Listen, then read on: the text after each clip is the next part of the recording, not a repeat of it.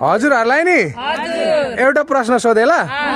गाउँ घरमा पाइने हामीले पूजा गर्ने तुलसी कति प्रकारका हुन्छन्? नाम थाहा छ? लु भन्नु त।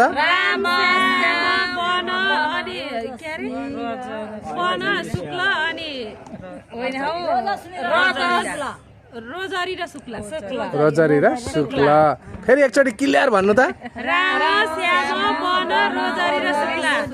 ल 5 प्रकारको तुलसी मध्ये हामीले कुन 2 प्रकारको पूजा गर्छौँ?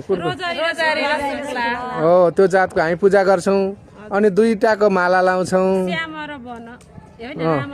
राम र वनको होइन। त्यो ठुल्ठुलो हुन्छ नि त माला। त्यो तुलसी कहाँबाट हुन्छ होला भन्थ्यो, त्यो जातै भिन्नै हुने हुनाले। ल यति जानकारी दिनुभएकोमा सबलाई धन्यवाद।